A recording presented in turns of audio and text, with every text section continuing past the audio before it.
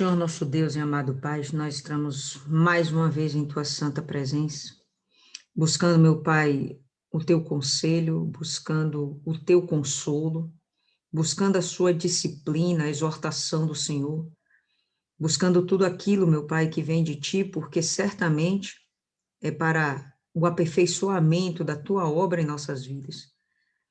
E hoje nós estamos querendo, meu Pai, justamente isso, que o Senhor venha cuidar da gente, tratar do nosso interior, fazendo, meu Deus, tudo aquilo que a gente não tem conseguido fazer. Estamos colocando diante do Senhor as nossas fraquezas e debilidades, mas também estamos colocando toda a nossa força, toda a nossa vida, e oferecendo, meu Pai, um culto racional, aquilo que realmente te agrada. Então, que o Senhor venha trabalhar, meu Pai, em nossas vidas nesse momento. Que o Senhor venha nos preencher do Teu Espírito, dos Teus dons, do Teu fruto, e nos faça realizar todo o bem que o Senhor espera que façamos aqui nessa terra. Que o nosso propósito de ganhar almas, meu Pai, nunca diminua dentro da gente. Que essa fé, esse fogo, esse desejo de te agradar e de fazer com que o teu reino cresça aí nos céus, nunca venha se apagar. E assim, meu Pai, nós entregamos essa meditação em tuas mãos e mais uma vez reforçamos. Fala com a gente, porque nós queremos te ouvir. Em nome do Pai, do Filho e do Espírito Santo. Amém. Graças a Deus. Amém, povo lindo. Vamos lá. Filipenses, capítulo 4, verso 1. Portanto, meus amados e muito queridos irmãos, minha alegria e coroa, estai assim, firmes no Senhor, meus amados. Paulo, ele gosta de falar muita coisa em uma linha só, né? Ele é apaixonado por muita informação num canto só. E nesse verso só a gente vai ver um monte de coisinhas. E uma das coisinhas é esse amor que ele tem, né, pela igreja de Filipos, e cada vez que ele fala, ele mostra isso. Já falei que essa é uma carta apaixonada, né? Bem sentimental, bem melosinha, onde ele deixa claro todo esse carinho, toda essa estima que ele tem pelos filipenses, né? Meus amados, muito queridos irmãos, e ele termina novamente, meus amados. E ele chega e fala que esses amados são a alegria dele, alegria e coroa. E essa coroa não é bem aquela coroa, né, de um rei, mas é a coroa que um atleta grego ganhava quando ele participava das competições e recebia aquela coroa de louros, né? Aquela coroa que recebia o campeão.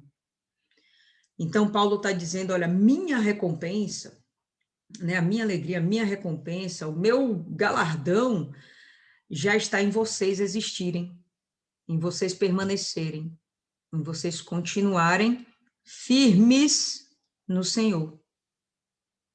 E quando a gente vai parar para olhar esse firmes no Senhor, a gente pode extrapolar um pouquinho aqui e pensar o que significa esse firmes no Senhor. Se a gente for pensar no teor da palavra, a gente vai entender que é algo que está fixo, pregado, atado ao Senhor, às promessas do Senhor, a esperança no Senhor Jesus. Então, Paulo está dando esse recado. Eu amo muito vocês. Vocês são, na verdade, a minha maior recompensa, né? É por isso que eu estou lutando, para justamente haver ganho de almas, e vocês estão provando que eu estou no caminho certo. E quero dizer, continuem do jeito que vocês estão, firmes no Senhor. Então, ele vai mais uma vez reiterar a necessidade que há da igreja estar unânime, da igreja estar em concordância, em um só pensamento, em um só propósito, em um só espírito. Ele está falando para que todos permaneçam dessa forma. Como? Firmes no Senhor, certo?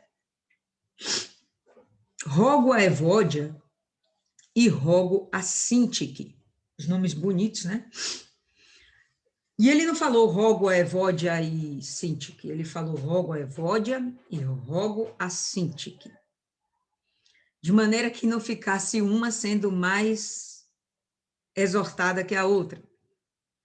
Ele fala de uma forma igual, para que fique muito claro que ele tem o mesmo amor, a mesma simpatia com elas e a mesma preocupação.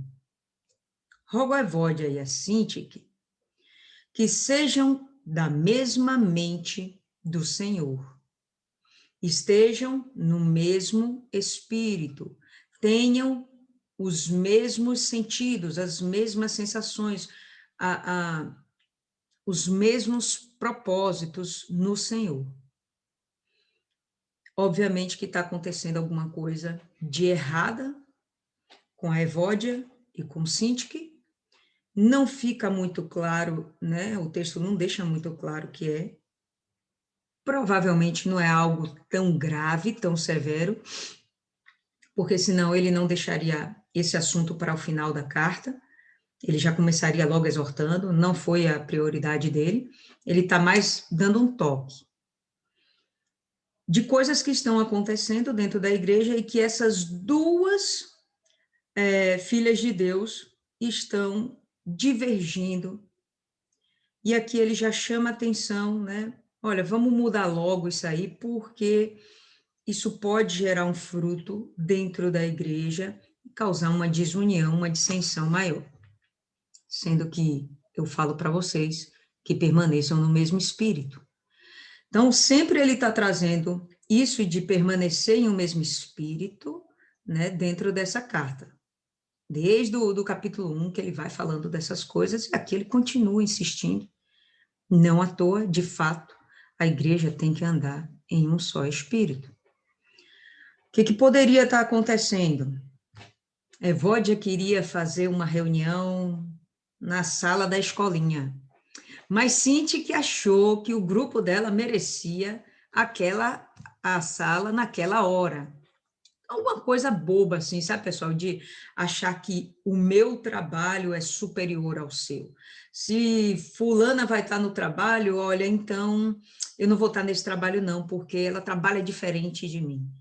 Então, coisas realmente bobas, e a gente vê que isso existe de fato dentro da igreja como instituição, dentro da igreja como corpo de Cristo, né, enquanto estamos sendo aperfeiçoados, essas coisas existem até que a gente se encontre e perceba onde cada um se encaixa nesse trabalho, e até que a gente perceba que todos os trabalhos são importantes. Estava falando aqui nesse instante do NP, o trabalho realmente lindo, né, e está saindo lá massivamente na Record, trabalho muito bonito, e se não fosse a Record para anunciar, ia ser uma coisa que ninguém ia saber. O que eu achei mais bacana, né, da reportagem foi mostrar que existem hoje voluntários que antes eram presidiários e que hoje estão com suas vidas restauradas pelo trabalho da igreja, e hoje eles já são voluntários, pessoas que foram regeneradas de verdade por causa do evangelho e que hoje o foco de vida delas é servir ao evangelho. Trabalho lindo, né? Então, não importa o grupo, o objetivo sempre vai ser o mesmo, ganho de almas. Então, Evódia, Sintique, por favor, tem coisas muito mais importantes para a gente se preocupar do que essas bobagenzinhas entre vocês. Eu rogo, por favor, que vocês se mantenham em unidade de espírito, porque quem tem que aparecer não é Evódia, não é Sintique, não é um grupo, mas sim o Senhor Jesus. E admoesto-te também a ti, meu verdadeiro companheiro, que ninguém sabe quem é, porque o texto não diz, mas essa carta está sendo encaminhada para uma determinada pessoa. A título de curiosidade, eu estava vendo várias versões, por acaso, acabei vendo a versão da Igreja Católica. A Igreja Católica dá nome para essa pessoa, entendeu? Dá nome para essa pessoa. Não vou falar, porque aquilo não me pareceu correto. Nenhuma outra versão bíblica dá nome para esse companheiro, verdadeiro companheiro de Paulo, a quem ele está dirigindo a carta. Então, enfim, só para ficar registrado, a Bíblia Católica indica alguém, mas nenhuma outra indica. Mas ele está falando lá com um verdadeiro companheiro. Admoesto a ti também, que ajudes estas mulheres. Então, Evódia e Sintique, ele roga, ele é uma coisa mais firme, mais forte, ó. Por favor, entra dentro do contexto. Permaneça num só espírito. Já esse amigo, que pode ser o pastor da igreja, ele fala, admoesto, te aconselho que cuide delas. Cuide delas. Porque ainda que exista alguma dissensão entre elas, elas não estão perdidas. Muito pelo contrário, elas são extremamente úteis ao evangelho. Mas acontecem essas coisas, né? Cada um tem sua personalidade, cada um acredita no que faz e, de repente, valoriza isso mais do que o trabalho do outro, e podem acontecer essas coisas. Então, ele fala, olha, não afasta elas da obra. Ele não diz isso. Muito pelo contrário. Ajude essas mulheres que trabalharam comigo no Evangelho, e também com Clemente. A gente não sabe quem é, mas deve ter sido lá um outro servo do Senhor. E com os outros cooperadores, cujos nomes estão no livro da vida. Então, toda essa turminha aí está salva, essa turma é de Jesus, é de Deus. São pessoas boníssimas, só estão precisando de um ajuste. Nada que desabone, né, o fato delas serem servas de Deus. Coisas assim são importantes que a gente avalie todos os dias dentro do nosso próprio contexto. Aonde eu estou falhando, aonde eu posso melhorar, o que eu posso me aperfeiçoar para que o trabalho da obra de Deus venha a ser desenvolvido com excelência. A gente vai ver que Paulo ele vai cobrar isso, ele vai até se usar como exemplo. Quem já terminou de ler o texto aí, vai ver que ele vai se usar como exemplo diante desse trabalho de excelência que ele desenvolve, e ele cobra, olha, façam a mesma coisa, permaneçam unânimes, a gente já tem muito que se preocupar do que ficar aqui se dividindo, tá certo? Somos todos de Deus, a gente não pode ficar se dividindo. Pelo contrário, se quer saber? Regozijai-vos sempre no Senhor, alegrai-vos. E outra vez eu digo, alegrai-vos, regozijai-vos. É quase que uma ordenança. Em vez de ficar procurando confusão, se alegrem. Vocês foram chamados para fazer uma obra maravilhosa. Vocês foram convidados, melhor dizendo, convocados para fazer a obra do Senhor. Não tem nada mais sublime, não tem nada mais importante, não tem nada mais gostoso. Não tem nada mais recompensador. Então se alegrem.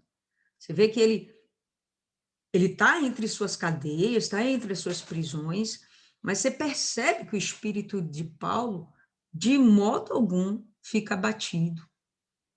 Ele está vendo um probleminha ali, um probleminha aqui, ele vai, corrige, né, com amor, não estou vendo aqui nenhuma ignorância, ele não está sendo agressivo nem nada, ele está corrigindo com amor os filipenses e sempre mostrando, olha, se alegrem, o que a gente está fazendo é lindo demais, é maravilhoso demais, aliás, eu estou alegre demais com o que eu recebi de vocês, ele vai repetir isso de novo, né? Então vejam que é uma carta realmente cheia de emoção.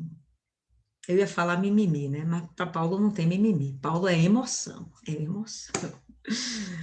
Seja a vossa moderação notória a todos os homens. Deixa eu ver aqui em outra versão. Cadê? Seja a vossa equidade notória a todos os homens. Perto está o Senhor, próximo está o Senhor. Quando ele fala dessa questão de equidade, em uma versão, dá a gente uma ideia de igualdade. Não é o que ele está dizendo, mas a ideia vai ser de igualdade. Vamos evoluir esse entendimento. Aqui na outra versão ele fala moderação.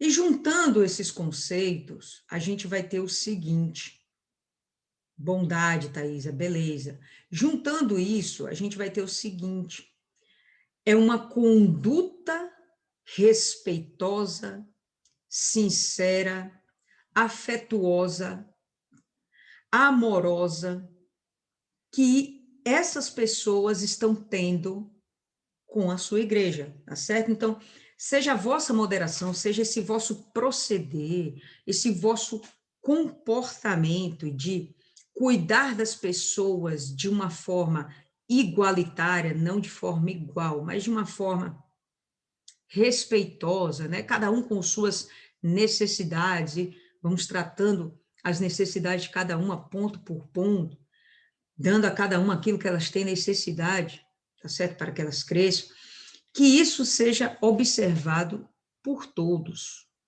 Esse nosso comportamento, esse nosso proceder, isso tem que realmente ficar muito claro, é o que a gente chama de bom testemunho. Se a gente quer atrair as pessoas para o Senhor Jesus, a gente já sabe que, na verdade, primeiro a gente vai atrair essas pessoas para a gente. Normalmente a gente ganha a confiança das pessoas e depois a gente transmite para elas aquilo que a gente confia. A gente confia em Jesus? Pronto, a gente vai mostrar para elas que a nossa confiança é essa. Como elas confiam na gente, opa, elas vão começar a confiar nesse Jesus também. Então, esse proceder é cobrado aqui por Paulo. Então, esqueçam as picuinhas, vou sempre retornando o texto, esqueçam as picuinhas, porque Paulo está tendo uma linha de continuidade, né? Esqueçam as picuinhas, se alegrem, vão cuidar da obra de Deus, cuidem uns dos outros, se mantenham numa mesma linha de pensamento e que as pessoas percebam isso em vocês. Que haja esse equilíbrio. Que haja esse equilíbrio. Havendo esse equilíbrio, vai haver tudo aquilo que ele vai falar já já também. A paz, né? E ele ressalta: o Senhor está próximo. E a gente pode entender isso aqui de duas formas. O Senhor de fato está próximo na sua pessoa invisível, que a gente não consegue ver, mas a gente sabe, o Espírito Santo está aqui no nosso meio. A gente está vendo? Não, nossos olhos carnais não nos permitem, mas eu tenho certeza absoluta, eu tenho certeza que vocês também têm aí, que o Espírito Santo está com a gente aqui do nosso ladinho. Então, façam tudo de uma forma muito legal, muito bacana, muito ordeira, porque o Senhor está acompanhando tudo de pertinho. Segundo, o Senhor está próximo no sentido de o Senhor está voltando. Não demora ele voltar. Bom, ele já foi, agora está mais perto dele voltar do que antes. Então, não demora ele voltar. Estejamos preparados. A gente não pode dar espaço para o diabo, a gente não pode dar espaço para más condutas, não podemos dar espaço para que as pessoas se afastem do evangelho por causa do nosso mau proceder, do nosso mau testemunho. Então, nessas duas vertentes, seja como for, em tudo, a gente vai ter que continuar mantendo um espírito de unidade e um trabalho de excelência. Porque Jesus está vendo tudo, 2, porque ele está voltando e a gente precisa estar preparado. Está pronto. Certo? Tem uma passagem legal que eu acho interessante a gente ver. Abra em Hebreus 10. Hebreus 10.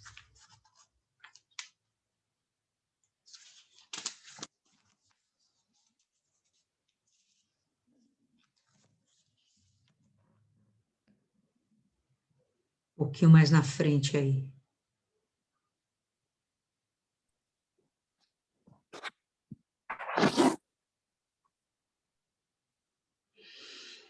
Hebreus 10, no verso 24. A gente vai ter o seguinte: consideremo-nos uns aos outros para nos estimularmos ao amor e às boas obras. O que o Paulo está falando aqui, mais ou menos, né? Então, vamos ter um bom proceder, porque o nosso objetivo é cuidar de pessoas. consideremos-nos uns aos outros, vamos nos respeitar mutuamente, para que a gente possa estimular uns aos outros ao amor e às boas obras. Não abandonando a nossa assembleia, não abandonando a nossa congregação, como é costume de alguns, antes, exortando-nos uns aos outros, cuidando uns dos outros, vendo a necessidade. Opa, você não foi para a igreja hoje, o que aconteceu? Opa, estou percebendo que você está com um semblante decaído, o que aconteceu? Poxa, estou percebendo que você está com um problema de saúde que não está se resolvendo, o que está acontecendo? Então, esse cuidado constante, contínuo uns com os outros, é esse proceder moderado, equilibrado, bondoso, que ele está cobrando esse bom testemunho, tá? Não abandonando a nossa assembleia, como é de costume. Espera aí, pessoal, deixa eu ver aqui o que está acontecendo rapidinho.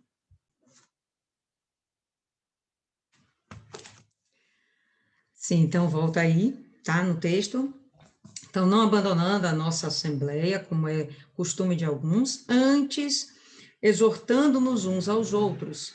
E tanto mais, à medida que vedes que aquele dia se aproxima. Que dia é esse? O dia do Senhor. O dia do Senhor Jesus. O dia que Jesus vai voltar. Não é o dia do Senhor, o dia do juízo, o Armagedon. Certo? Esse dia do Senhor aqui é diferente, é o dia que Jesus vai voltar. Por quê? Porque importa que a igreja esteja preparada. Quem vai subir? A igreja. Tem nada a ver lá com os judeus, a gente já falou sobre isso, tá certo? Tem nada a ver com o juízo final. Não tem nada a ver. Estamos falando da igreja, o dia do Senhor Jesus é o dia que ele vai voltar para resgatar a igreja. Então, olha, vocês têm que estar prontos. Se vocês ficarem com picuinha, isso vai colocar maus olhos em vocês. Vocês vão ficar com mágoa no coração. O coração vai ficar sujo. Vocês vão acabar caindo na fé. Vocês vão se afastar da presença de Deus. Vocês vão desanimar na caminhada. E nessa pegada, vocês vão acabar sendo, de fato, perdidos. Então, é isso aí que ele está exortando. Então, esse cuidado contínuo, que às vezes já é chato, né? Nenhum cristão gosta de ser cobrado. Não fui na igreja 8 horas da manhã, fui 10. Aí chegou o irmãozinho e perguntou: por que você não veio para a igreja 8 horas da manhã? Eu vim para a igreja. Como assim eu não vim para a igreja? Eu vim para a igreja, eu estava aqui. Então, é uma coisa meio boba, né? A gente se sente assim, cobrado. Fica parecendo que a gente é. Como é que fala? Como é que fala, gente? Afastado, desviado, né? Pior palavra do mundo, desviado. Fale desviado para um crente, pronto, você matou o crente. Eu não estou desviado, eu estou afastado. Peraí. Certo? Então, esse cuidado contínuo, Paulo está dizendo, vocês têm que manter esse cuidado contínuo. Vocês têm que manter esse cuidado contínuo. Abra aí em Tiago, capítulo 5, um pouquinho mais na frente agora.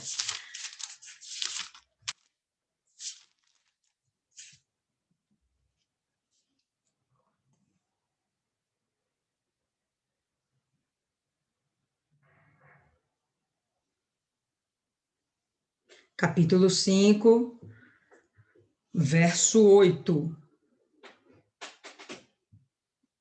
Sede vós também pacientes, fortalecei os vossos corações, porque a vinda do Senhor está próxima. Então, esse cuidado constante de manter o coração fortalecido, vamos entender coração não sentimentos, mas o coração, a alma.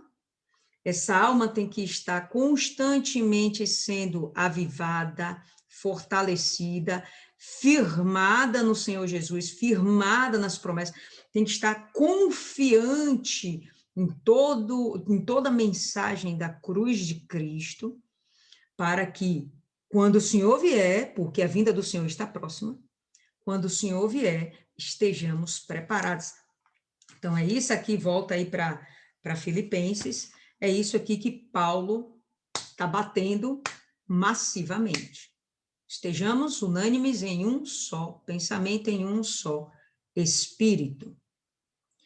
Não estejais inquietos ou ansiosos por coisa alguma, mas em tudo, pela oração e súplica com ação de graças, sejam as vossas petições conhecidas diante de Deus.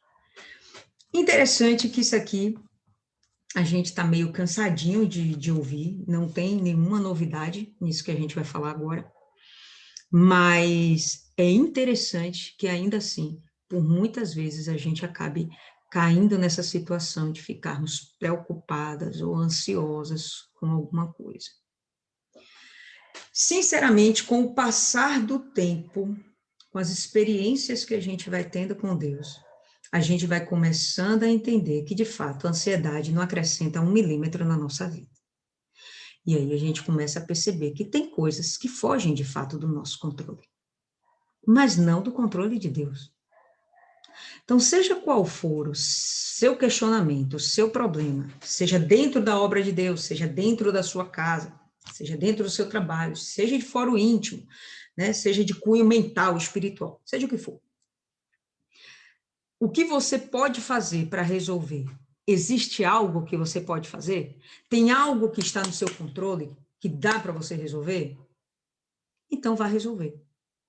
Fugir do seu controle, você depende de outras pessoas ou até mesmo das circunstâncias de outros eventos, de que outras coisas aconteçam. Então, cara, não depende mais de você. Então, não perca seu sono e não perca a sua paz. Porque quando você fica nessa inquietude, nessa ansiedade, a primeira coisa que você perde é sua paz. E vai perder o quê? O seu equilíbrio. Pô, Paulo acabou de falar que tudo que ele quer da gente é um comportamento equilibrado.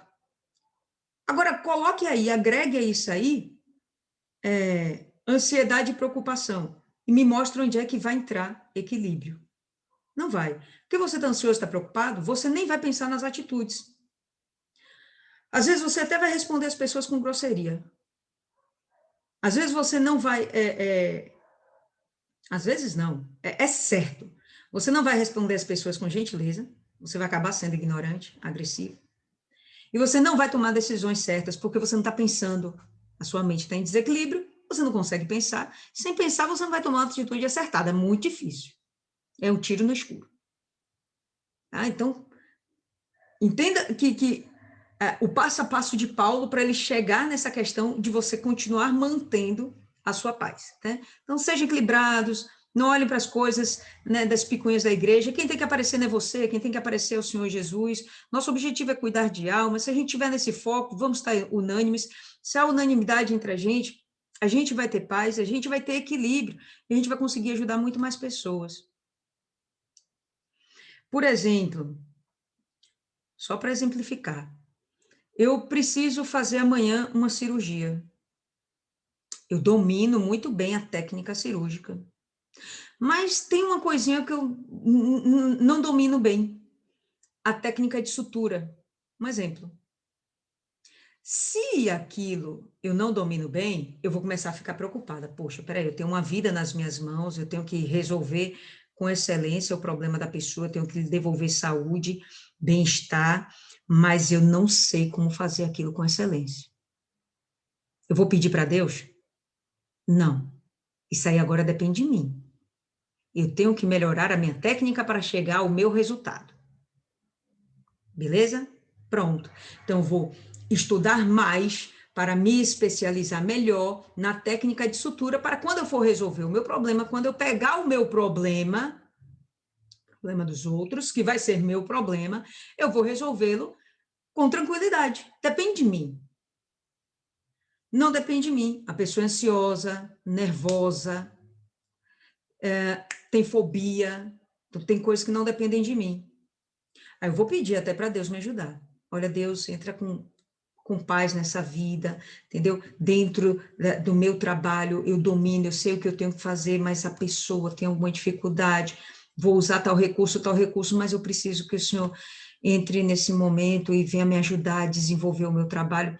Então, é uma necessidade que eu tenho, eu não vou ficar dormindo preocupada, eu vou colocar nas mãos de Deus algo que foge da minha responsabilidade e das minhas capacidades. Está dando para entender, pessoal? Só para dar um exemplo, tá certo? Então, essas coisas a gente vive todo dia, dentro do nosso trabalho. Tem coisa, né? A Milene falou aí que é secretária, um monte de coisa vai cair na mão dela, ela tem que resolver. Mas não depende tudo dela. Ela, às vezes, depende da resposta de uma empresa, da resposta de uma chefia, depende de um evento que tem que ocorrer, ainda não ocorreu.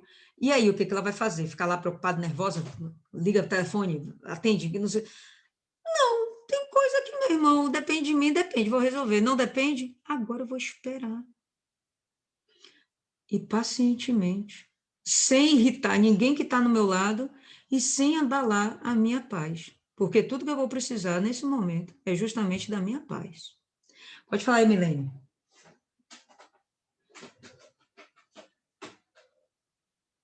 Pode abrir o áudio. Uma coisa que a ansiedade faz é tirar nossa energia. Porque às vezes ficamos imaginando, criando situações, o que pode acontecer ali no futuro com aquilo que a gente não tem um controle, que a gente não domina, ou que não tem, como você me falou, não tem aquela profundidade da técnica para realizar. Então você começa a ficar ali pensando nas possibilidades, não dorme direito. Quando chega no momento que você tem que colocar em prática, você já não tem mais força, sua mente já está cansada, você não tem uma boa noite de sono, até sua fé enfraquece, porque você gastou tudo imaginando, ansiosa com o que vai acontecer, que às vezes não vai acontecer nada daquilo. Então, a ansiedade também tem essa coisa, ela suga a nossa energia, a gente fica para baixo. É uma coisa horrorosa se a gente não dominar, não deixar a fé em alta. Exatamente. Isso, pode falar aí, Adriana. Eu vou dar um exemplo. O nosso trabalho aqui. Aí, às vezes, a rede cai. Gente, o povo aqui fica e Zé Mário fica mais ainda. Que aí o cliente começa a consumi-lo. Eu já disse a ele, você tem que descansar. Ah, mas não sei... Cadê o Deus que você confia? Se você confia... Aí teve um dia que a gente estava no propósito de meio-dia, orar meio-dia, lembra? 9, meio-dia, 3 horas, 6 horas. Eu fiz uma oração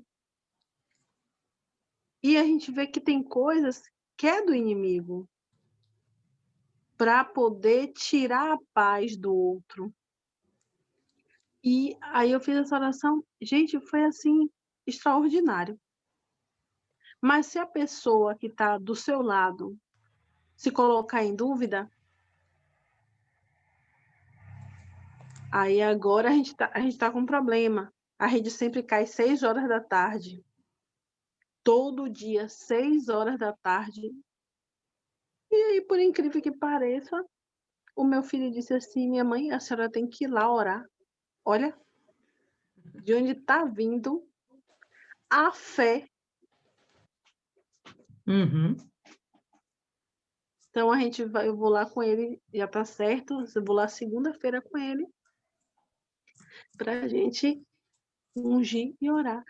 Inclusive, hoje eu disse a ele, eu estava na estação, esperando o Mário, e aí eu falei com ele, eu mandei o áudio, pegue um pouco do óleo, bote num copinho e leve lá, e só me dê um toque que a gente faz a oração. Ele já tinha saído, ele, pô, não dá para voltar mais. Mas ele crê, por mais que ele crê. Então, quem não está indo, está crendo mais de quem está indo. Imagina. E essas coisas inevitável a gente até pensar também, né? Que existem situações que o próprio Deus vai permitir para que você entre em ação. Então, ontem a Fernanda estava aí comentando a situação que ela vivenciou. Foi no hospital para ajudar uma pessoa, quando chega lá, ela ajudou várias outras. Deus permite a situação. Diga-se passagem, nem precisou ir no hospital para resolver a situação, né? Voltou para casa, foi que a situação foi resolvida. Mas foi necessário que ela fosse lá. Para quê? Para Deus usá-la. Então, gente, tem coisas que fugiu do nosso controle. Tenha paz. Aí você coloca na mão de Deus. E o que ele fala aqui, ó, pela oração e súplica com ação de graças, ou seja, você já está fazendo seu pedido específico, sua súplica, com o seu agradecimento. Você já tem certeza de que vai ser respondido. Acabou. Quando você faz isso, você entregou o problema a Deus, algo que não depende mais de você. E tenha paz. Deixa agora o resto fluir. Se essas coisas estão acontecendo e você não pode fazer nada, então é porque Deus está querendo trabalhar. Ele vai te usar, não vai te usar, seja como for. O que você não pode perder é o seu equilíbrio, a sua confiança, porque você a todo instante está sendo observada. E as pessoas que estão olhando para você, elas querem te ver como exemplo. Quando elas estiverem sem paz, elas têm que olhar para você e lembrar, poxa, ela viveu tudo aquilo, mas ela estava de boa, tranquila. Aquilo me estimulou. Eu gostei daquele proceder dela, eu quero ter essa paz que ela tem. Aí você fica maluca, bilolada, anda para um lado, anda para o outro, fala seu problema com um, fala seu problema para outro, não resolve porcaria nenhuma e mostra para as pessoas que a sua fé realmente é abalável completamente. Tudo que a gente espera de um cristão é uma fé inabalável. Aí você chega e mostra que você é totalmente desestruturada. Bom, o que Paulo está dizendo é para você fazer o contrário. E quando chegar esse limite seu, bom, então se apresente agora, né, para Deus, ponha a sua oração, faça a sua adoração, faça a sua súplica, a sua petição, agradeça de antemão, que é a manifestação da fé. Se você agradece é porque você já tem consciência que vai receber. E acabou, tá? Vida que segue. E a paz de Deus, que excede todo entendimento, que ninguém entende o que é a paz de Deus. A gente entende o que é a paz desse mundo. O que é a paz desse mundo? Eu estou endividada. Eu tenho uma conta para pagar amanhã, R$7.000. O que eu vou fazer? Para eu ter paz, vou pegar um empréstimo. Ufa, paguei a conta. Dia seguinte, aí eu começo a pensar como é que eu vou pagar os outros R$7.000 do empréstimo que eu peguei, que não é mais 7.000, provavelmente vem em julho, vou pagar mais caro. Né? Então, essa falsa paz do mundo é tudo que a gente entende. Quando a gente vive a mensagem da cruz, aí a gente vai ter a paz que ninguém entende, que é a paz de Deus, que é mesmo tudo estando desabando, né? Sua mãe está morrendo do seu lado e você, não, está tranquilo, Deus vai agir. Tá de boa, é só esperar, calma aí, tranquilo. Essas coisas é que são legais. Eu usei esse exemplo aí do 7 conto, porque na semana passada eu tinha que levantar 7 conto. Segunda-feira, mentira, terça-feira eu tinha que estar com 7 conto na mão. E até lá eu não tinha nada. E eu fiquei assim, meu Deus, o que o senhor vai fazer? Não sei, não tinha nenhum recebimento programado, sabe? Não tinha nenhum grande paciente para atender. Eu fiquei pensando, uma coisa eu sei, o senhor não vai me decepcionar. Porque se eu ficar numa situação ruim, eu não vou poder glorificar o seu nome, eu não vou dizer, pô, Deus fez um milagre. Eu vou dizer, poxa, Deus me deixou passar um aperto. Eu simplesmente confiei, pessoal. E aí o dinheiro foi entrando, excedeu o que eu precisava. Terça-feira paguei tudo, ainda fiquei com o dinheirinho na conta.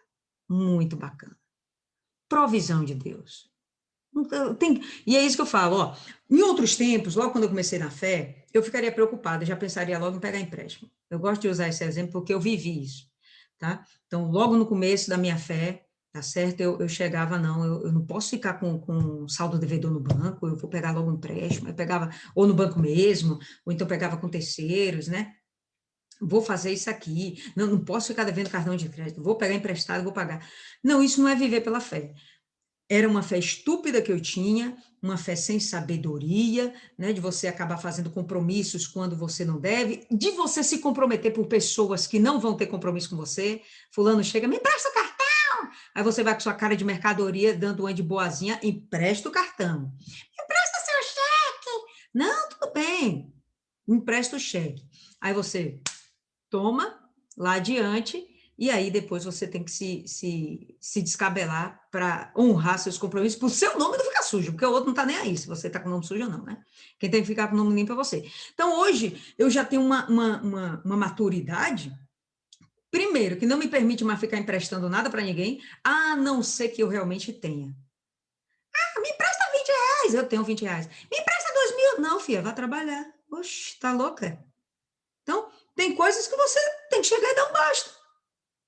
A não ser que seja família, alguma coisa assim. Mas eu, particularmente, mãozinha trancada. Não faço mais isso. Por quê? Porque eu me prejudiquei. Então, a gente acaba aprendendo com as nossas experiências. E quando a gente faz os nossos compromissos e que a gente está fazendo tudo certinho e aí as coisas não acontecem, bom, então espera. Você fez alguma coisa errada? Você fez alguma coisa que realmente extrapolou do que você sabia que poderia ser? Não. Então espera. Deus tá projetando algo muito maravilhoso para você. Então, hoje eu tenho essa paz. Não falo com o Marcelo que estou precisando de dinheiro, não falo com ninguém, fico só esperando e, cara, é incrível, chegou tudo no tempo certo, sobrou, e aí parece que depois acontecem essas coisas para ficar testando sua fé o tempo inteiro, né? Para ver se você realmente está firme. Firme, como está escrito aqui, firme. Se você está balançando ou se você está firme. E aí, quando acontecem essas coisas, depois desemboca, aí começa a aparecer. As bênçãos que pareciam estarem retidas, né? Aí começa a desaguar. Poxa, mas eu precisava dessa paz há 5 dias atrás. Bom, houve a provisão e agora eu tenho paz para o mês que vem. Então, essas coisas assim, pessoal, realmente me fortalecem para dizer: não perca sua paz por nada nesse mundo. Primeiro, porque não vale a pena. Se você está andando dentro da vontade de Deus, se você não fez nenhuma bobagem e está passando aperto, seja qual for, financeiro, saúde, familiar, esquece, vai vir o momento, a provisão vai vir, você vai glorificar Deus. Fala aí, Paloma. E o mais engraçado, se é que pode usar essa palavra, é que essa paz que a gente tem, na visão das pessoas que não compreendem essa paz, se torna até insensibilidade. É como se nós fôssemos insensíveis, porque às vezes nós estamos diante de algum problema, de alguma situação que ocorreu, de qualquer coisa que aconteceu, e aí a gente faz aquela cara, não é cara de paisagem, mas assim, a gente faz aquela cara como se dissesse: poxa, eu confio tanto que dali não vai ter problema, que dali não vai, que vai ser resolvido, que como a paz não muda, a minha fisionomia ela também não vai mudar. Ou seja, a minha fisionomia vai ser retrato daquilo que eu tenho dentro. Então, se eu estou com paz dentro, minha fisionomia, eu não tenho como estar com a cara de preocupada fora e estar com paz dentro. Não condiz. Então, assim, é uma coisa é uma coisa ligada à outra. Então, muitas vezes, eu mesma já passei por situações, diversas situações, de que tinha um problema ali, as pessoas meio que cobraram o meu desespero, sabe, com família e tudo mais, e eu fiz: mas, gente, vai dar tudo certo, calma. E as pessoas ficavam olhando para minha cara meio que revoltadas, assim, como é que pode? Porque elas esperavam também o desespero, e o desespero, sinceramente, até independente da questão espiritual, ele não serve para nada, não ajuda em nada, pelo contrário, no desespero é onde tomamos as piores decisões. Então, a paz ela é exatamente para isso. E a nível até mesmo de testemunho, nessa missão que nós tivemos do NP, foi uma correria muito grande e tal, foi até um motivo que eu não consegui participar, não consegui concluir a meditação na quinta-feira, que a gente estava correndo atrás de muita coisa para conseguir, e na noite da quarta para quinta, porque a quinta-feira seria para a gente resolver ainda muita coisa, aí quando eu fui dormir, da quarta para quinta, antes de eu deitar, eu acredito que eu tive alguma reação alérgica ou alguma coisa que eu comi, ou alguma maquiagem, alguma coisa assim. E eu comecei a sentir a boca inchando. Daqui a pouco eu senti a boca inchando, oh, meu Deus, qual é o nome disso aqui? Bochecha. A minha bochecha, que já é pequena, né? Minha cara que já é pequenininha. Não dei risada, não, ali, tô vendo. Que já é pequenininha, estavam duas maçãzinhas já assim, tudo. E eu tava sentindo meus pés já inchando muito. E começando a sentir como se eu fosse já sufocar. Eu fiz assim, e eu deitada para dormir. E eu tinha que acordar muito cedo no outro dia para resolver as coisas. Eu sei que eu fiz assim, minha oração foi até engraçada. Eu fiz: Deus, é o seguinte, eu não estou nem com condições de levantar para resolver esse problema. Então, Deus, a gente vai fazer o seguinte: eu vou dormir, porque eu estou com sono e eu preciso dormir, e o Senhor resolve esse problema, em nome do Senhor Jesus. Amém. Eu dormi, acordei no outro dia, não tinha mais nada. Eu fiz assim, eu não vou dar ousadia para isso daqui, porque se eu deixasse aquilo ali tomar ousadia, eu já ia levantar. Aí o mais provável era tomar um antialérgico. Um antialérgico, até aquele que não dá sono, é mentira, porque ele dá algum tipo de sono. Então já ia comprometer a questão de acordar e de fazer as coisas que eu tinha que fazer. Então, assim, naquele momento, mesmo que fosse um pouco desesperador, porque realmente não estava legal, mas graças a Deus deu tudo certo. E é assim que tem que ser. Abre aí Mateus 6. Também já vimos aqui esse texto, um texto muito conhecido. Vamos dar uma reolhada nele.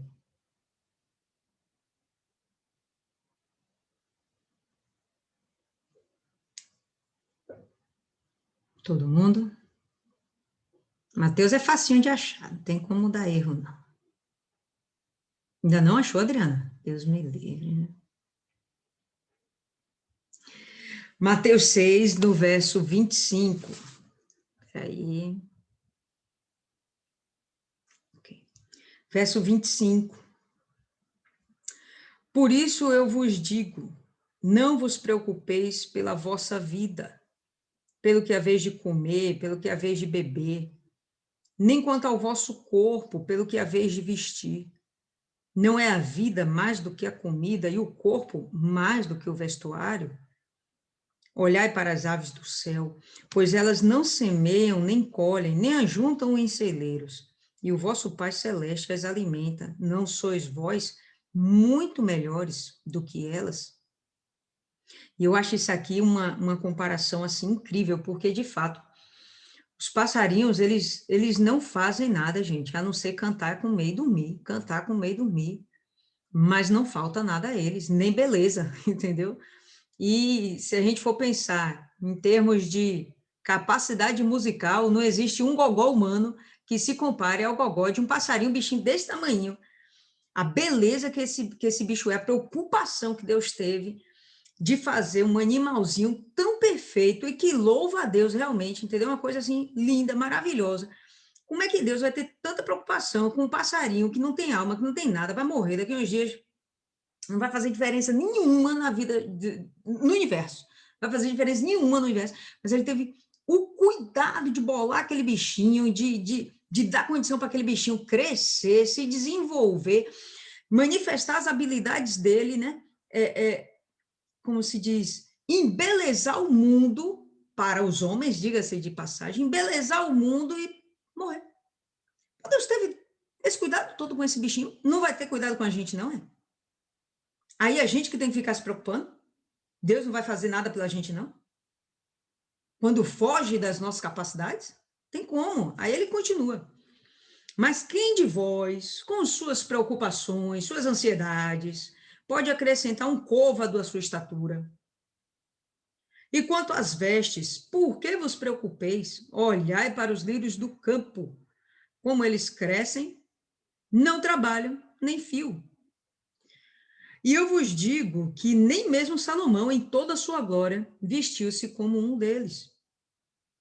Pois se Deus veste assim a erva do campo, que hoje existe, amanhã é lançada no forno, não vestirá muito mais a vós, ó pequena fé? Portanto, não fiqueis ansiosos, dizendo o que comeremos, o que beberemos, o que nos vestiremos, com que nos vestiremos. Porque todas essas coisas os gentios buscam, aqueles que não me conhecem buscam. Quem está falando isso aqui é o próprio Jesus. Porquanto o vosso Pai Celeste sabe que necessitais de todas essas coisas. Ele não sabe das nossas necessidades? Sabe. Mas, o verso lindo e maravilhoso, buscai primeiro o reino dos céus e a sua justiça, e todas as demais coisas vos serão acrescentadas. Não fiqueis ansiosos, pois com o amanhã, porque o amanhã cuidará de si mesmo, suficiente é ao dia o seu próprio mal, basta ao dia o seu próprio mal, tá? Então, isso aí são palavras do Senhor Jesus, E se ele manda a gente descansar, é um mandamento, pessoal. Ele não tá pedindo, não. Ele aqui não está dando uma orientação, tá? Jesus, ele não pedia. Jesus, ele ordenava. Aliás, ordenava não, que ele ainda vive. Ele ordena. Deus manda, tá? Deus não pede. Então, ele está dando a dica. Não andeis ansiosos. Não fica preocupado. Tá? Com nada, nada. E a paz que excede, pode voltar aí, Filipenses, e a paz que excede todo entendimento, que a gente não é capaz de compreender, essa paz guardará vossos corações e vossas mentes. O que tira a nossa paz emocional e mental? As preocupações. Aí vem ele com o remédio, a paz de Deus. Pronto, com a paz de Deus, você não tem problema nem emocional e nenhum problema mental, psicológico. Você está em equilíbrio, tudo que ele está dizendo. Mantenham-se em equilíbrio, tá? E se a gente for observar, há algum tempo atrás, eu até falei sobre isso aqui, a palavra paz no hebraico, ele não tem essa conotação de paz de espírito, de tranquilidade, meditação, zen, não. A palavra paz, shalom, do hebraico, significa plenitude. Então, quando ele está falando da paz do Senhor, da paz de Deus, ele está falando que vai lhe ser suprido tudo aquilo que Jesus acabou de falar. Deus conhece as suas necessidades e ele vai suprir cada uma delas. Ele falou de necessidades materiais. Isso é a coisa mais besta, ele vai suprir certo. E suas necessidades emocionais, suas necessidades no campo da família, dentro do seu casamento, a sua necessidade de saúde. Tudo isso aqui, gente, vai ser acrescentado. Isso aí. Quando ele fala que dá essa paz, ele está dando tudo. O conceito de paz no hebraico é plenitude. O conceito de paz no grego é concordância, tranquilidade, comunhão. É diferente. É uma coisa interpessoal, né? Eu estou com pessoas ao meu redor e eu consigo conversar com elas de igual para igual, estamos em uma situação confortável. O conceito de paz hebraico é plenitude, bota isso na sua cabeça. Quando você chega e fala para alguém a paz do Senhor, o que você está desejando para aquela pessoa é a plenitude de Deus para a vida dela. Quando Paulo chega e fala, eu acho que ele até em algum momento aqui deve falar isso nessa carta, não, ele vai falar agora, né? A paz do Senhor, o que ele está desejando para a gente é a plenitude de Deus. Então, paz do Senhor é plenitude. Quando a gente fala que você tem paz, não é só você consegue deitar na cama e dormir, não. É que você tem a confiança de que todo o resto que ainda lhe falta vai ser suprido. E essa confiança, que é o que ele falou no começo, estais firmes no Senhor, essa confiança, esse embasamento espiritual vai fazer com que você, de fato, venha manter o seu equilíbrio em todos os sentidos.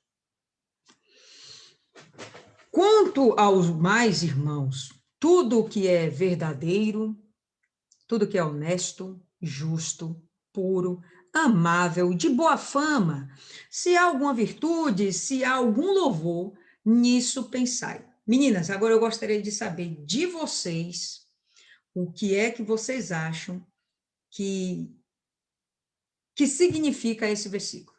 Alguém pode me dar um exemplo, alguma coisa assim? O que vocês acham? Eu tenho o meu pensamento, quero saber o de vocês. A palavra de Deus? Palavra de Deus, um bom começo. Mais alguém?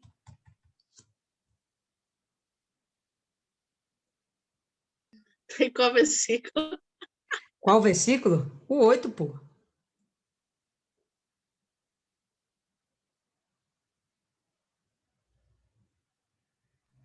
E aí, Seria pessoal? essa plenitude aí que você falou, é ter a plenitude de Deus, é os pensamentos de Deus. Pensar Nós os pensamentos, como Ele. pensar os pensamentos de Deus. Mais alguém? Cristiane, coçou o queixo, vai falar alguma coisa boa. Fala aí, Cristiane. Pessoal, Ter a mente de Cristo. A mente de Cristo. Boa. Eu ia falar isso que a Adriana falou. Pensar nas coisas de Cristo. Beleza. Qual é o pensamento de Cristo? Almas? Amor ao próximo. Ganho Bons de almas, olhos. meu irmão. Ganha, Ganho de salvar almas. almas. Ganho de almas. Ganho de almas. Evangelizar. O que tem de mais puro que você pode imaginar? O que tem de mais louvável, né? O de mais honroso que pode passar na sua cabeça aí agora e que vai te trazer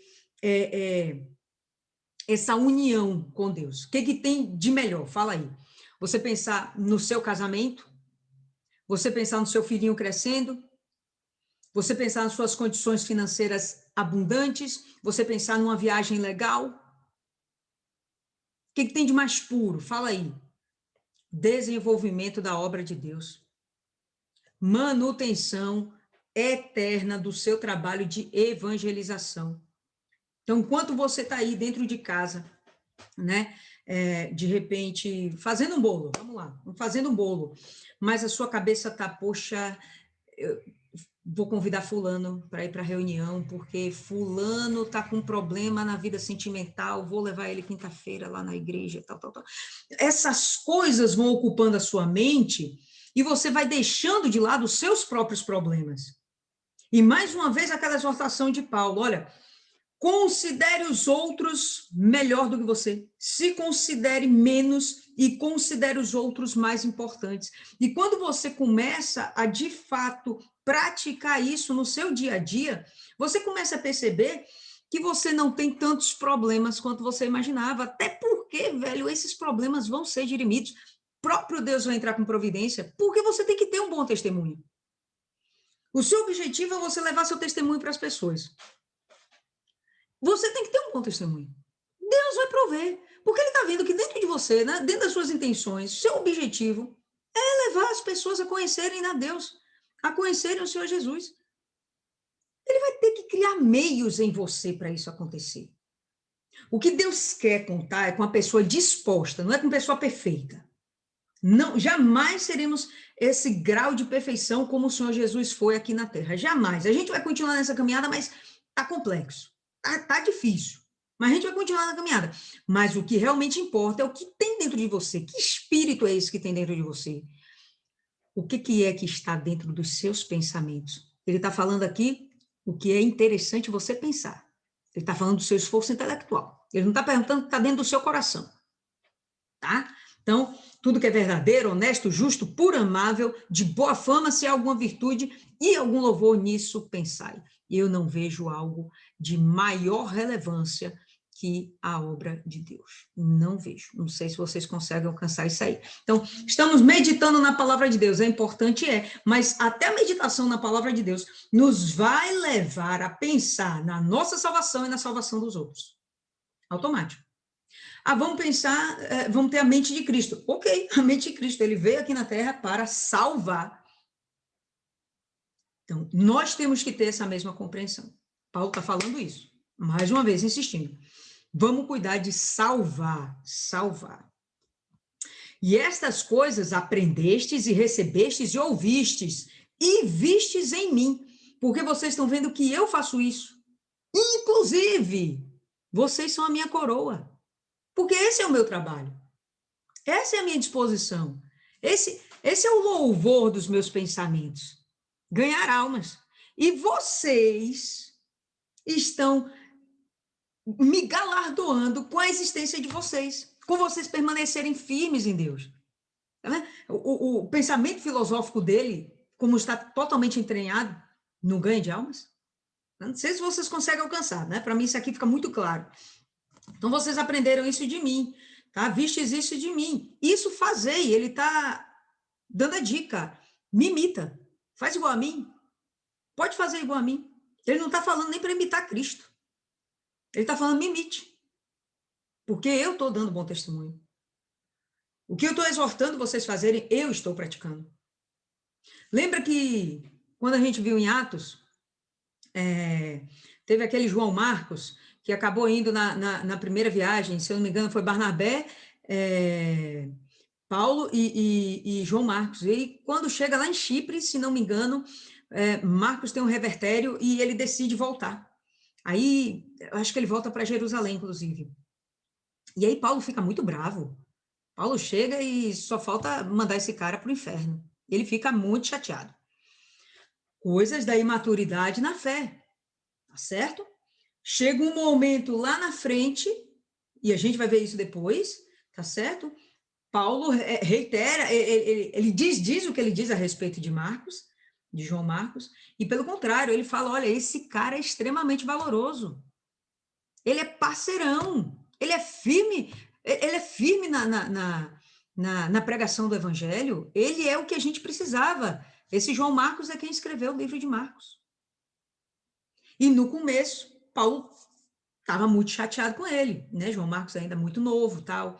Então, Paulo ficou muito chateado. Então, são coisas que no começo, Paulo vivenciou também na igreja primitiva, nos primórdiozinhos, né? As indicações, poxa, você tem que fazer isso desse jeito, você não é para você fazer desse jeito, que nem aqui é Evódia e Sintique, né? E ele agora falando, ele vivenciando, olha, esse tipo de conversinha não funciona. Isso não alavanca o trabalho da obra de Deus, isso não alavanca a evangelização. Então, vamos deixar essas coisas de lado e vamos continuar pensamento unânime. Vocês vão ver que eu vou repetir isso aí toda hora, porque isso tem que ficar cravado na nossa cabeça, tá certo? Então, ele fala, e me imitem. No passado, eu errei com essas coisas, e agora eu estou dizendo, olha, não faz mais isso, faz do jeito que eu estou falando, faz do jeito que eu estou fazendo, porque vai dar certo. Sabe por que vai dar certo? Porque vocês existem. A prova de que está dando certo, de que eu estou no caminho certo, é que vocês estão aqui. Vocês saíram de lá da Macedônia, vieram para aqui, para a minha prisão em Roma, e vocês estão agora me servindo. Depois de passado alguns anos, inclusive, vocês ainda estão lembrando de mim. Vocês tiraram recursos de onde não tinham para vir aqui me servir, e eu nem pedi. Isso para mim é glorioso. Tá? Então, ele está colhendo o fruto do trabalho dele. E o Deus de paz seja convosco. Se vocês continuarem nessa pegada, o Deus de paz seja convosco. Tudo que Deus tem para nos dar, ele vai nos dar. Por quê? Porque ele é convosco. Ele é conosco. Regozijei-me grandemente no Senhor, porque finalmente o vosso cuidado por mim floresceu novamente. Tá? Então, ele já está escrevendo a carta, porque ele acabou de receber os donativos, né, as doações, a ajuda, e ele está felizão por conta disso, e ele chega e fala, olha, estou alegre pra caramba, grandemente, tá certo? Porque finalmente o vosso cuidado por mim floresceu novamente. Filipenses era a igreja, pelo jeito, que mais ajudava Paulo, em relação, pelo menos, à Macedônia. A igreja de Filipos era a igreja que mais ajudava. Então, ele está recebendo aqui a ajuda e ele fala novamente. Não é a primeira vez, tá? Deixa eu ver aqui. Acho que tem até um exemplo sobre... Cadê? Abra aí 2 Coríntios, capítulo 8. Volta aí um pouquinho.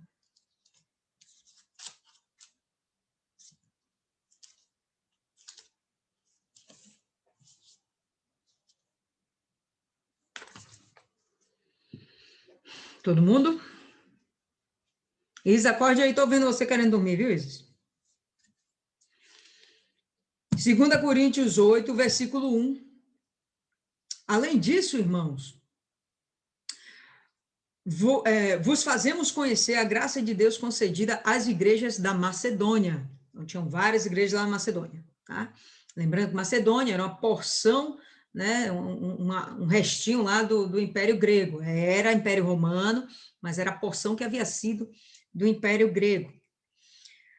Como em grande prova de aflição e abundância de sua alegria e sua profunda pobreza, abundou em riquezas da sua liberdade. Traduzindo, vocês não tinham lá muita condição, mas vocês ainda conseguiram tirar de onde não tinha, para que vocês pudessem prover a igreja, tá? Vos fazemos conhecer a graça de Deus concedida às igrejas da Macedônia, como em grande prova de aflição e a abundância de sua alegria e a sua profunda pobreza, né? Mesmo que vocês estivessem passando uma aflição danada, vocês ainda foram muito alegres, ainda que pobres, abundou em riquezas da sua liberdade, no sentido de que eles estavam sendo generosos para mais uma vez estarem doando a Paulo. Porque no seu poder eu dou testemunho, sim, além do seu poder, eles estavam dispostos de si mesmos, orando e com muitas súplicas que recebemos o dom e assumíssemos a comunhão da ministração para com os santos. A ministração era o que eles estavam fazendo para com Paulo, não só com Paulo, né, para com os missionários que estavam junto com Paulo. Então, Filipos era uma igreja que bancava seus missionários. Deixa eu ver um pouquinho aí mais na frente, capítulo 11, nesse livro aí mesmo, 11, no verso 9.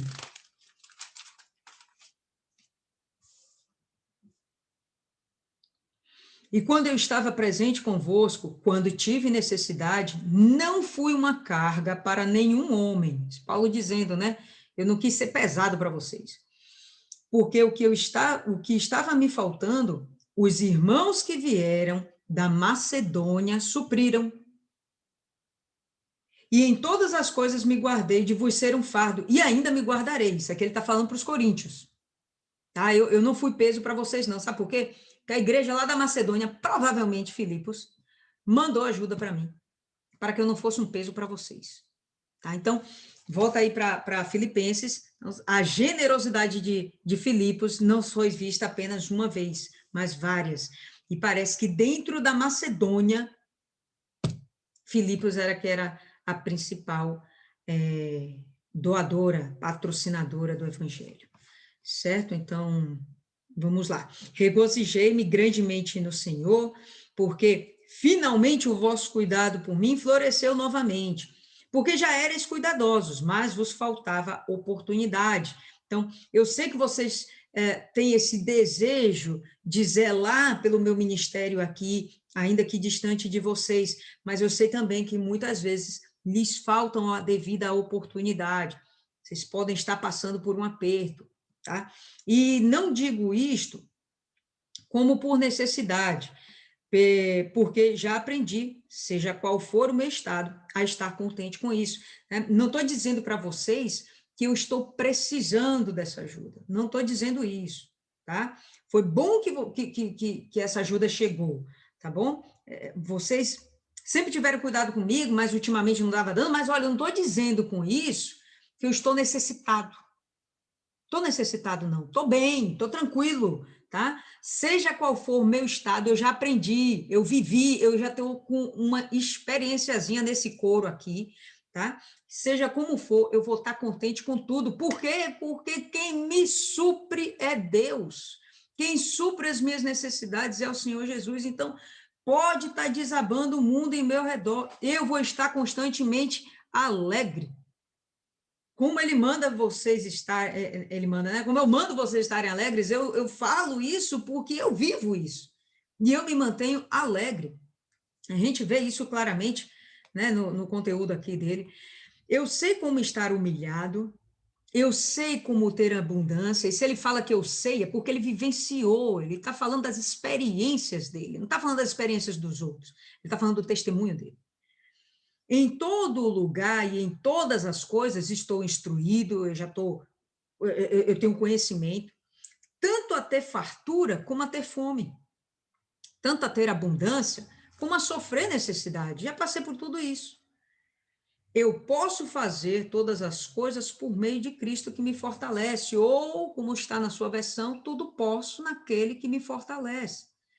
E quando ele fala esse tudo posso naquele que me fortalece, muitas vezes a gente entende que é assim, eu tenho um objetivo, eu quero trocar de carro. Tudo posso naquele que me fortalece. Não é o que o Paulo está falando.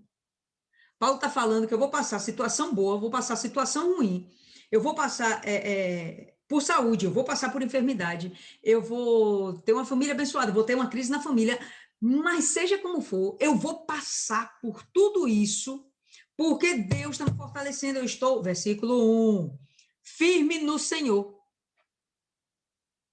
Então, eu sei passar por tudo isso. Vocês estão mandando ajuda. Mas, olha, eu já sei viver com todas as provações possíveis e imagináveis.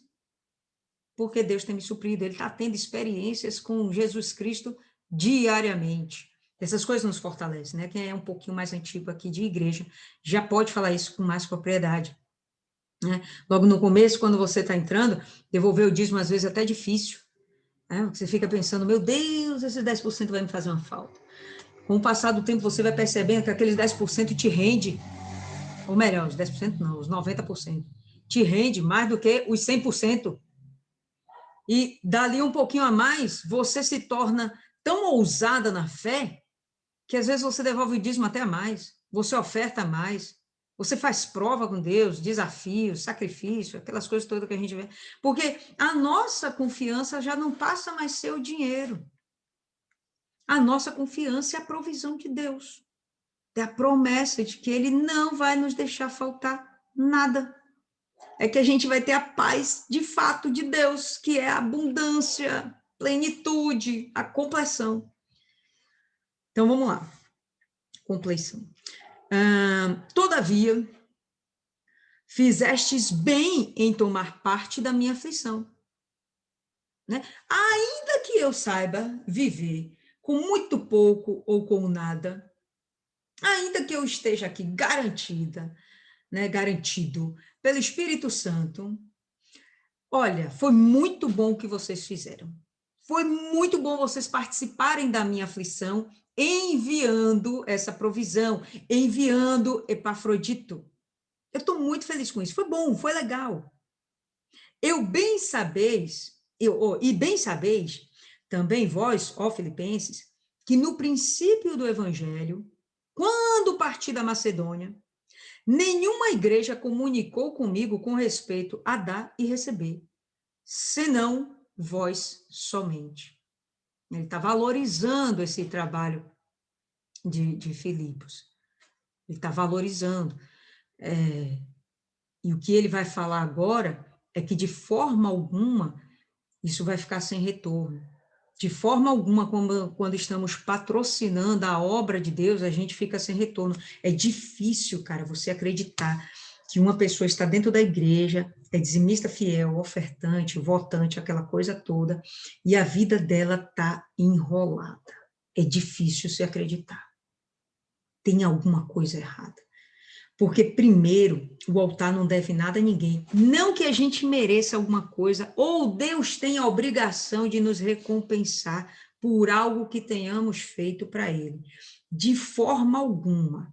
Tudo que a gente fizer para Deus ainda é muito pouco diante da misericórdia que Ele já teve com a gente. Mas, uma coisa é certa, Deus faz questão de nos abençoar. Porque se a gente tiver mais, velho, a gente vai honrar mais. Se essa é a disposição do seu coração. A disposição do seu coração é você patrocinar o evangelho. Não só com o seu gogó, com o seu próprio corpo, seu sacrifício, seu sacrifício físico mesmo, você ir lá, você falar de Jesus, você, entendeu, mandar um zap, você mandar uma mensagem, fazer uma ligação, um convite, fazer um ponto de fé, um ponto de oração. Não só o seu sacrifício físico, mas você também financiar todo o resto, que a gente sabe que dinheiro é importante. Tá? Você financiar tudo aquilo, você, às vezes, conseguir os alimentos, a cesta básica, os itens de higiene, como a gente doou aí agora recentemente para o NP. Então, essas coisas todas fazem parte da obra de Deus. O seu cuidado em lavar o banheiro, a pobre da Thaís aí, foi lavar o banheiro, se lascou toda aí. Mas Deus honrou, não está aleijada. Se fosse outra pessoa, estava aleijada. Entendeu? Mas não, está aí, está andando, está de boa. Então, se o teu objetivo é você honrar a Deus, tenha paz. Ele vai te honrar. Quem mais interessa, quem mais tem interesse em que você seja honrado, abençoado, multiplicado, é Deus. E aí, olha o que Paulo fala, não é Jesus, é Paulo. Olha o que Paulo fala. Porque até mesmo em Tessalônica, me mandastes uma e outra vez o necessário. Tessalônica era outra igreja da Macedônia. Ele foi lá para Tessalônica, saiu de Filipos, foi para Tessalônica, chega em Tessalônica, aí ele vai lá e recebe os donativos. Filipos foi lá e mandou os donativos. Não foi uma nem duas vezes, ou não foi nenhuma só vez, foi 2 vezes em Tessalônica. Tá certo? Não que deseje dádivas, não que eu queira que vocês fiquem me sustentando, não que eu queira que vocês fiquem, é um termo chulo, puxando meu saco. Não estou fazendo questão disso. Ele deixa muito claro, não preciso disso, mas desejo o fruto que aumente a vossa conta. Desejo o fruto, eu desejo que vocês tenham, possuam, tá? Coisas que aumentem a vossa conta. E aqui ele está falando de finança, pessoal. Ele não está falando de galardão no céu, não. Ele está falando do agora. Tá? Ele está falando, eu não quero que vocês, não quero que vocês tenham mais para que vocês me deem mais, não é isso não, mas eu quero que vocês tenham muito mais por causa desse coração aberto e disposto que vocês têm. Eu tenho tudo e em abundância. Cheio estou. Depois que recebi de Epafrodito as coisas que me foram enviadas por vós, com o cheiro de suavidade e sacrifício agradável, aceitável e aprazível a Deus. Ele compara essa oferta com um sacrifício aceitável, aprazível a Deus. Ele entende que isso não é para Paulo, ele entende que isso é para Cristo. O próprio Paulo fala isso. Não é para mim, não. Eles estão fazendo isso aqui para Deus. O meu Deus suprirá todas as vossas necessidades, segundo as suas riquezas. Suas riquezas? A riqueza da gente aqui? Segundo a riqueza dele.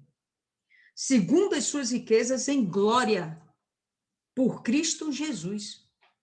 Não tem como a gente servir o altar e viver desamparado. Tem alguma coisa errada. Se você vive uma situação dessa, tem alguma coisa errada. Tá?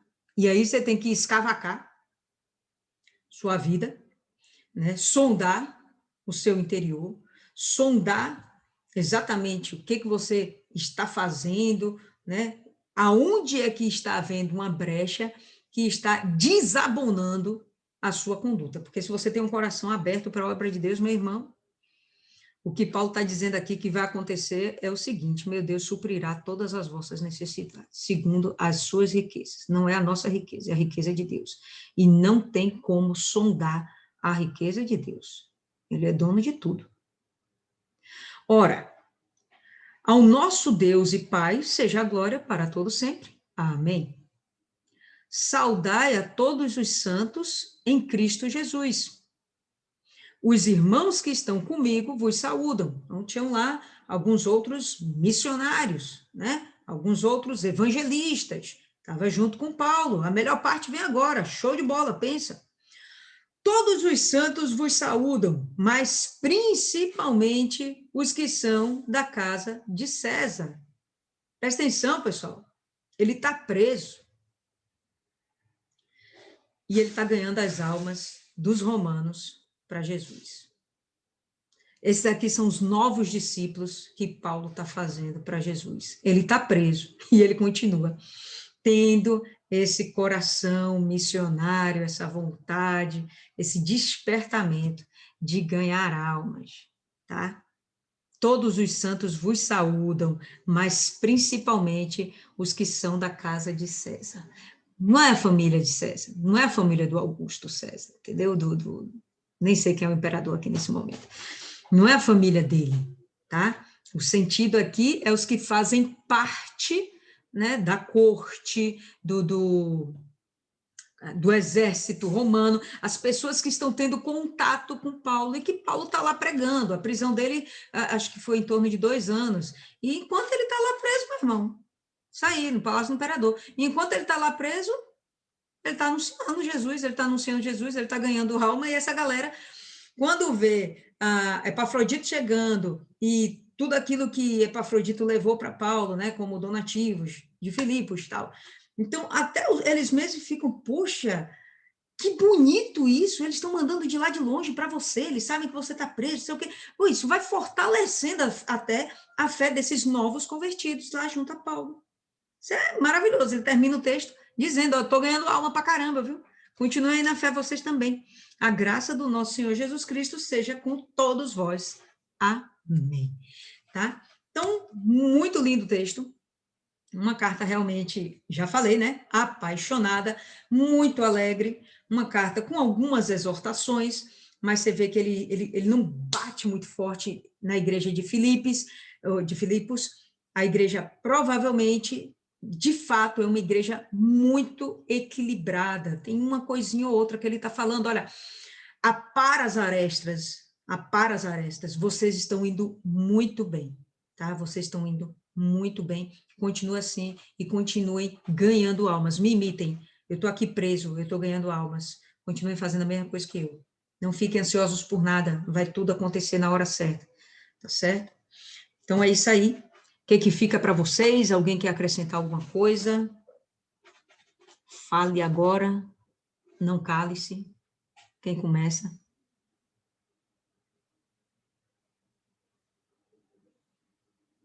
Eu já falei que eu fico chateada quando vocês ficam assim, né, velho? Eu vou esperar alguém falar.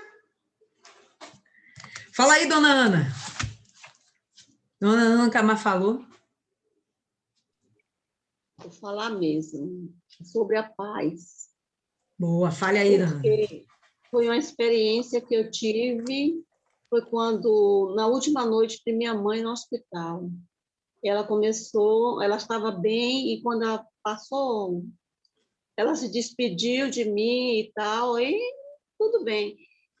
Mas, no final da madrugada, ela começou a sentir mal mesmo, e eu precisei chamar o pessoal, veio olhar, medicou ela, mas pediram para eu sair do quarto e ela começou a infartar. E nisso, eu orei ao Espírito Santo e pedi a ele que me desse forças e que me desse paz. Foi uma paz tão grande dentro de mim que passei o resto da madrugada. No outro dia, às 16h15, minha mãe faleceu. A médica, quando veio me falar que ela tinha falecido, a médica ficou séria olhando para mim, porque eu não esbocei nenhuma reação. Dentro de mim é como se tivesse tudo assim amortecido. Foi uma paz tão grande que eu recebi a notícia que quem estava assim de parte, que depois minha filha chegou, ficou me olhando porque eu não conseguia chorar, não conseguia derramar lágrimas. Primeiro porque eu já tinha certeza que ela havia aceitado Jesus, foi batizada no leito e que ela partiu com Jesus. Passei o funeral sem chorar, sem nada. Depois foi que eu vi chorar. Depois, foi que eu vi chorar. E assim mesmo me vinha a pergunta, porque eu havia feito um propósito, eu não estou lembrando se foi da justiça, e eu pedi a Deus, que eu vi o sofrimento de mãe, e eu pedi a Deus que ele fizesse justiça, que não permitisse, se fosse para ela se recuperar, que ela se recuperasse, se não, que ele fizesse a justiça, que ele me desse uma resposta. Tanto assim que eu não pude cumprir meu voto, porque eu estava no hospital. E aí eu deixei na mão de Joyce, e Joyce que subiu o altar e colocou. Justamente depois que Joyce colocou no altar, passou alguns minutos, umas 8h30, foi quando ela foi realmente entubada e que desceu para outra sala de reanimação. E nisso tudo eu não fiquei desesperada. Só que depois mesmo é que eu vim perguntar a mim mesmo, perguntava assim para Deus, e, meu Deus, por quê? Meu Deus, eu fiz voto, fiz tudo, mas não tinha resposta, porque prevaleceu a resposta de Deus. Jesus salvou ela, levou, porque se ela retornasse para lá para casa, ela não sei se ela continuaria na fé, porque a família toda católica, todo mundo cheio de texto, e ali querendo colocar texto no pescoço dela, como queria que ela fosse enterrada com texto na mão, e nada disso eu permiti. Discretamente, falei para minha irmã, mãe não precisa disso mais não.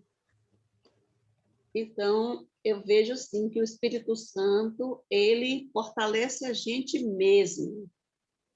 Essa foi uma experiência que eu tive real e verdadeira, num momento de dor, de desespero. Boa, dona Ana, boa. Deus consola mesmo, isso aí é sem sombra de dúvida. Qual seria para vocês a maior promessa que o Senhor Jesus fez para a igreja?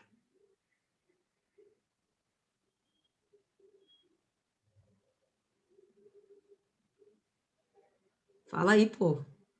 A O salvação. envio do Consolador. O envio do Consolador, tá? Então, tem duas promessas que Deus fez, Deus não, Jesus mesmo, duas promessas que ele fez, que são top, top, top, top. E elas que devem embasar todo esse nosso conceito de fé. A gente vai dar uma olhada, abra aí em João capítulo 14, tá? Esse entendimento a gente deve levar para o resto das nossas vidas. E tendo esse entendimento, não tem como você, em algum momento da sua vida, voltar a ter ansiedade, voltar a ter preocupação, voltar a ter nervoso, não tem como. João 14, todo mundo abriu? 14, no verso 16. Primeira promessa dele. Eu orarei ao Pai, e ele vos dará outro Consolador, para que ele possa habitar convosco para sempre. O Espírito da verdade, que o mundo não pode receber, porque não o vê, nem o conhece, mas vós o conheceis, porque ele habita convosco e estará em vós, segunda grande promessa. E eu não vos deixarei sem consolo, ou em outra versão, não vos deixarei órfãos. Eu voltarei para vós. É o que mais que a gente tem que se preocupar nessa vida, gente? Jesus disse que vai deixar o Consolador, que é o Espírito Santo, e é justamente ele que vai nos dar toda a direção, ele vai nos guiar à verdade, é o Espírito da verdade. Então, ele vai nos dar a direção para que a gente não vacile, para que a gente não desvie nem para a esquerda nem para a direita, mas a gente continue no nosso alvo, né? Olhando para o nosso alvo e seguindo o nosso alvo. E aí ele fala, aí fica aí, é só um tempo, porque eu vou voltar. E eu vou buscar vocês. Então, diante disso, realmente é complicado a gente falar em preocupações. Mas alguém tem mais alguma coisa a falar? Não? Ninguém? Então tá bom, vamos encerrar aqui por hoje. Quem faz aí a oração de encerramento?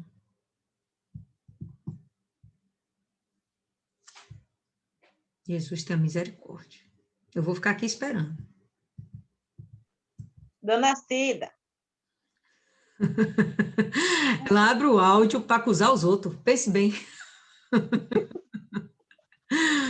Faça a oração aí, dona Cida. Por favor.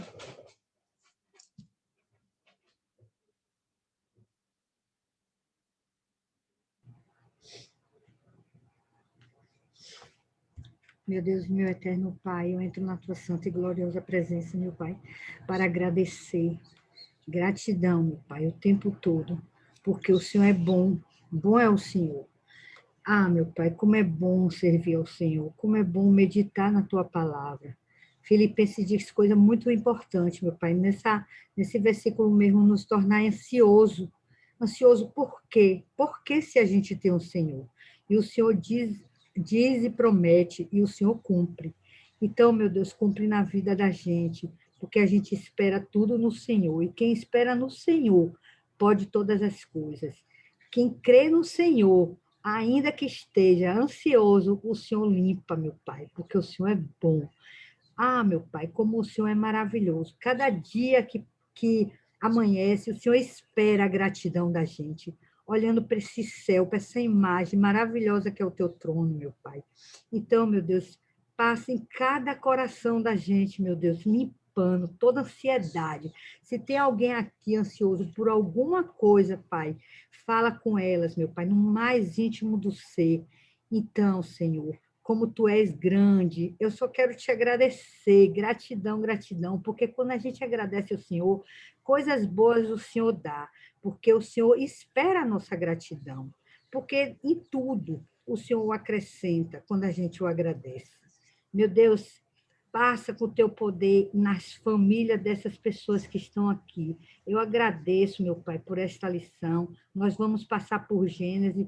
Gênesis vai ser a formação como o Senhor criou o mundo e fez do mundo uma maravilha para que a gente pudesse obedecer, respeitar e ter temor, porque quando a gente faz essas três coisas, a gente está maravilhado na tua palavra, Senhor. Então, vamos prosseguir, meu Pai, nesses estudos que o Senhor está nos dando. Obrigado pela vida de Dona Lília, pela vida das pessoas que estão aqui. Eu só posso agradecer, meu Pai. Então, em nome do Pai, do Filho e do Espírito Santo, eu te agradeço por hoje, por este dia que está acabando e por este dia de domingo que vai ser o dia do reencontro, meu Pai. Que cada uma de nós possamos nos reencontrar com o Senhor. Oh, Pai, como o Senhor é maravilhoso. Eu te louvo e te agradeço em nome do Pai, do Filho e do Deus que é Espírito e que é Santo, que é o teu Espírito, meu Pai, que é o Espírito Santo. Amém e graças a Deus. Amém, pessoal. É isso aí.